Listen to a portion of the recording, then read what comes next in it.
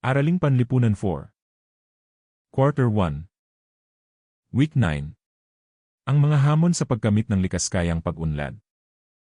Ang ating kasanayang pampagkatuto sa linggong ito. Natutukoy ang mga hamon sa pagkamit ng likaskayang pag-unlad. Ating talakayin at isa-isahin ang mga hamon sa pagkamit ng likaskayang pag-unlad. Likaskayang pag-unlad o ang Sustainable Development. Ang mga hamon sa pagkamit ng likaskayang pag-unlad o Sustainable Development ay ang mga balakid na pumipigil sa pagbalanse ng pang-ekonomiyang paglago, pangangalaga sa kalikasan, at panlipunang katarungan. Kabilang dito ang kahirapan, mabilis na paglaki ng populasyon, kakulangan sa pondo at teknolohiya, at korupsyon. Ang mga ito ay nagdudulot ng malawakang pagkasira ng kalikasan at hindi pantay na pag-unlad.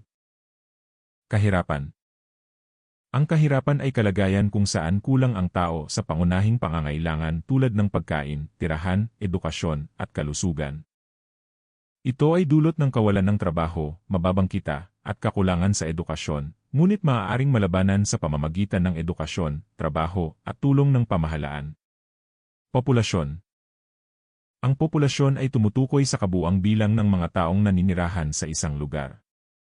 Ito ay mahalaga dahil nakaapekto ito sa pangangailangan sa pagkain, tirahan, edukasyon, at trabaho. Kakulangan sa pondo at teknolohiya.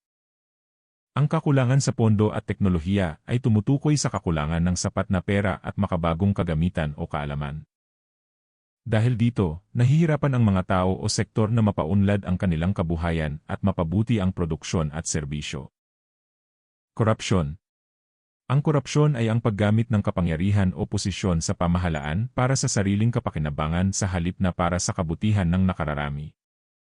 Halimbawa ng korupsyon: pagnanakaw ng pera ng bayan, pagtanggap ng suhol o bribe, at ang pag-abuso sa kapangyarihan.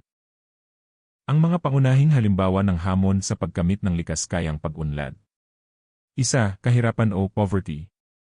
Dahil sa kawalan ng alternatibong kabuhayan, ang mga tao ay napipilitang mag-abuso sa likas na yaman, tulad ng illegal logging at dynamite fishing. Mabilis na paglaki ng populasyon.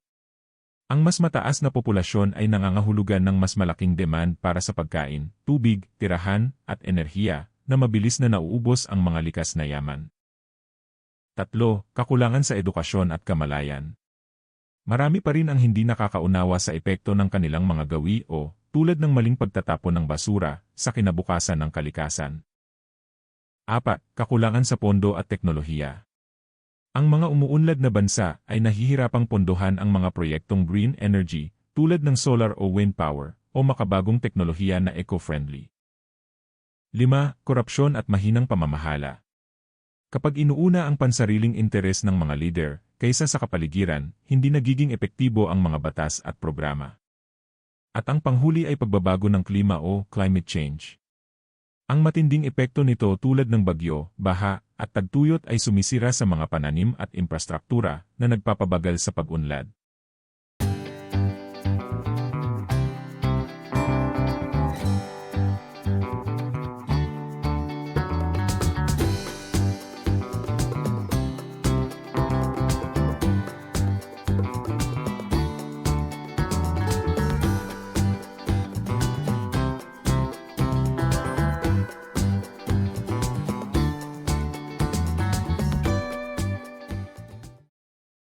Ten, nine, 8, 7, 6, 5, 4, 3, 2, 1.